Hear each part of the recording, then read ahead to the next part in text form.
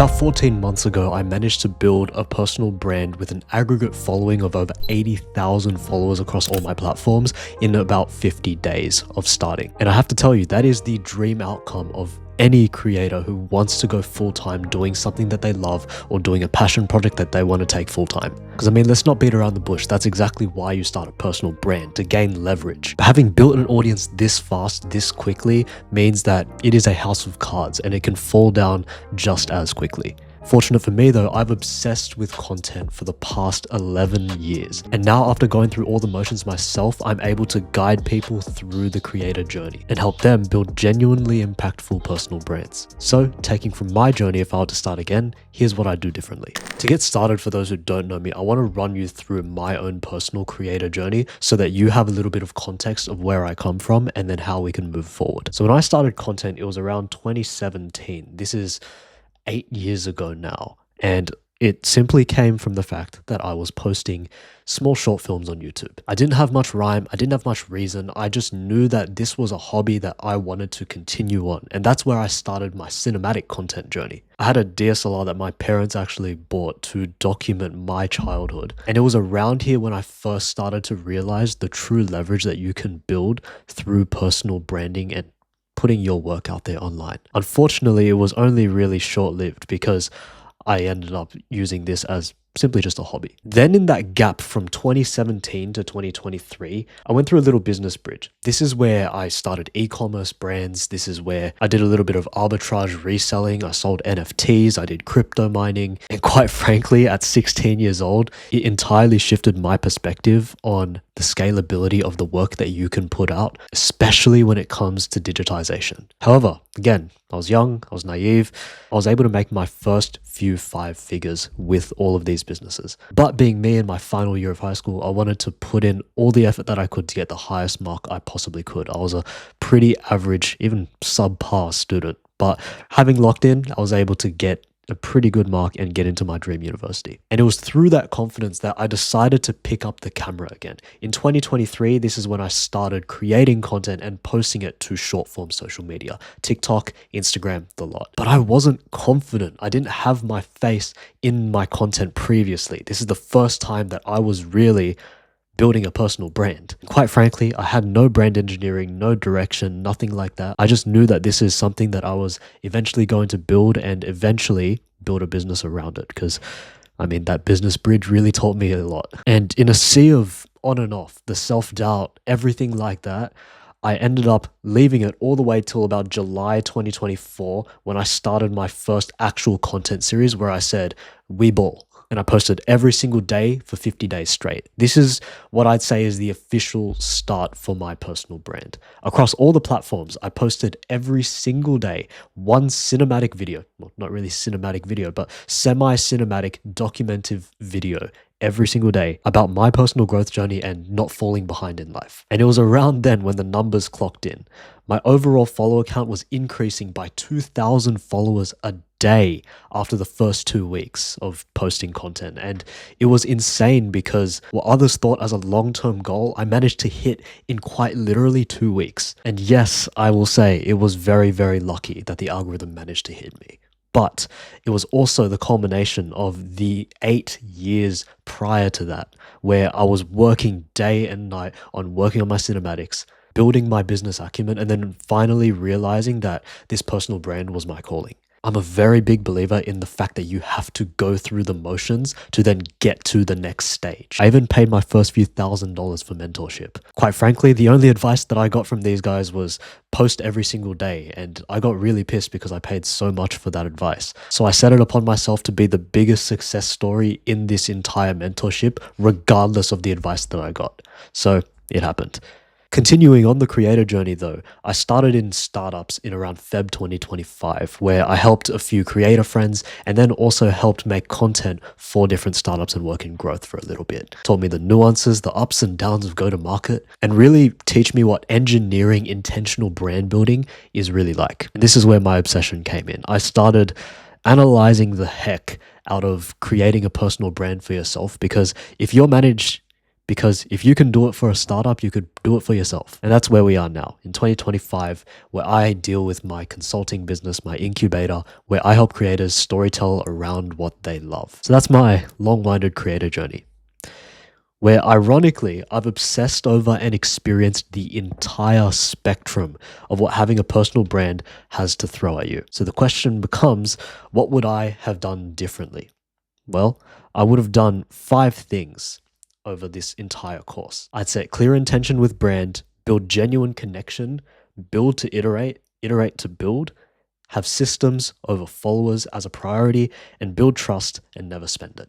I really wanted to avoid this video being some generic post to the algorithm type of video, because you can find all of that across the internet. And quite frankly, I have really big beef with the info space at the moment. Everyone's selling the same recycled advice from unlived experience, and it ends up under delivering and giving people a bad taste when it comes to selling knowledge and skills. So instead of me telling you, hey, just batch film, make sure you optimize and warm up your account, I'm going to give you exactly what you need to build a sustainable brand with these 5 rules.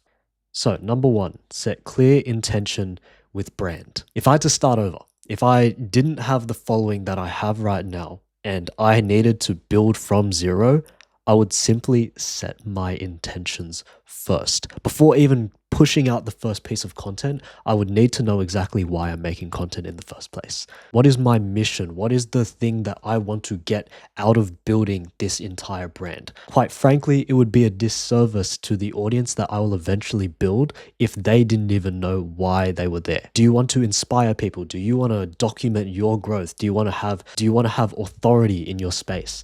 I need you to figure out exactly what the intention is with your brand. For me, it started off with documenting, but now it's my mission to understand the creator journey, to help creative entrepreneurs pivot and clarify their brands. But irrespective of what it is, I would set a clear intention first. Otherwise, you're just shooting a bow and arrow, not knowing where your target is. And that is crucially important when you're starting out with building a personal brand. Okay, number 2, build genuine connection. This comes from a place of heart. I think personal brands are very different from just normal brands for a reason. It's personal. And to build genuine connection is pretty much a given in that space. The way I do that is break down the intention. How do I want to help the people that I want to serve with the intention that I have? Like, where do you want to position yourself? If you want your audience to genuinely trust you and build a genuine connection with you, they want to see exactly where you've been, where you want to be, and where you are now. Understand who you're speaking to. Give them a name. I actually do this concurrently. It's one of the things that I get every single client in my incubator that I work with to do, to build their ideal avatars. Because in order for your audience to trust you, they have to in some way want to be you. So if you're able to understand exactly where they're at and where you are right now, they can look up to exactly where you are and they feel like they are only a few steps away from where you are in a position. So when you build a brand, storytell, share who exactly you are, but do it in a way that is engineered around building genuine connection with people. All right, number 3, build to iterate and iterate to build. This has to be by far the most transformational point of all of the 3. Quite frankly, if I had to start from zero again, I'd have to remember the idea that my content would probably be bad until maybe my 100th post. I already know that if I were to watch the first video that I actually posted when I built this personal brand that I have today, I would cringe the heck out of it. But it's a part of the game. It's a game of tolerance. If you're actively creating and putting your work out there, not just for the sake of distribution, but also for the sake of you growing and iterating on your content, you will eventually make content that is so much better than what you could have imagined for like half of the effort that you would have taken when you first initially started. So everything that you distribute, make sure that it is under the intention that you are going to iterate on it over time. And it's from that you'll then iterate to then build an offer that you can have genuine value prop for the people that you are serving. And this is a little bit of a sidetrack disclaimer, but an offer creation isn't necessarily something that you can sell direct to your customers. Sometimes you are selling to businesses, aka through your brand deals, through anything like that. Your unique value proposition is by no means unidirectional. You have the choice of where to take your content. So I would do that. Number 4, systems over followers. This is by far what I wish I knew earlier on, because when I first started, I was actively chasing the number. I was doing everything right. I was figuring out what worked in terms of content, building my viral sense, and then understanding that, okay, this type of hook goes viral and this type of video format goes viral. Small hacks like getting rid of the pauses within your sentences, having fast clicking B-roll, and being punchy and straight to the point is how you maximize performance. But in the end, it just built a shallow audience. I had a large number due to my viral sense and market sizing. I was appealing to literally millions of people. But then I ended up taking an overseas trip and I lost all of my momentum. And it put me in a creator rut for a long time because I felt like I wasn't worth it anymore because I wasn't growing at the 2,000 followers a day that I originally was. And I say this because while I was in the middle of this journey, I felt like I was working harder to get less results. But then you have to remember exactly why you start this personal brand in the first place. Is it for the following, or is it because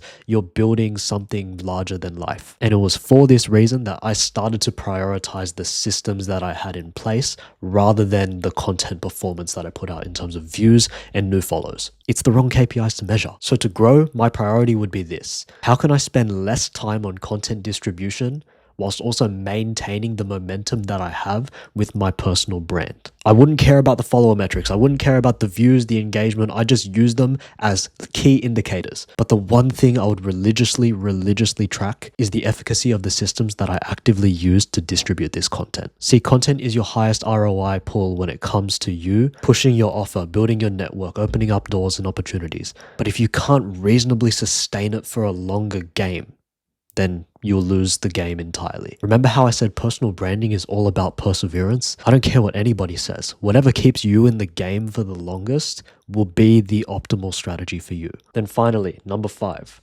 Build trust and never spend it. This goes out to those who originally started creating content as a means to get brand deals. I think there's nothing wrong with that. There's nothing wrong with being an influencer. In fact, the people that I look up to most, which fortunately enough, I've been able to meet them and interact with them and help them with their brands, they do this full time.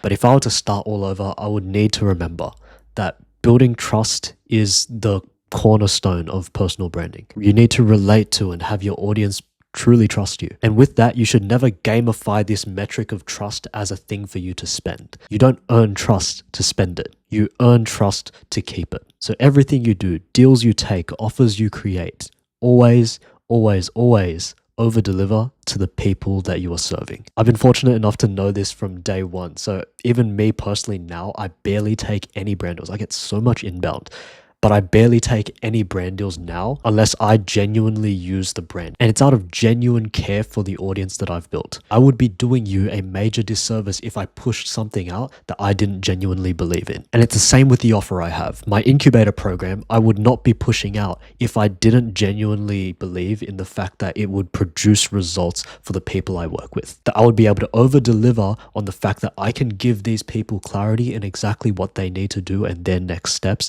for their brand building journey. I have this like 10x rule where if you can't 10x ROI your customer's investment with your offer, then you just shouldn't be offering it quite yet. It's all about trust building and making sure that you never spend it. And those are the 5 action steps that I would do if I had to rebuild my personal brand of aggregate over 80,000 followers across all platforms all over again from zero. I do this entirely for love of the game. So if you genuinely feel like this was useful to you and you want to work closer with me, well, check out 6th Sense. I have my incubator program down in the description. Regardless, I wish you all the best on a passion project you're working on and building a brand around what you love. Bye-bye now.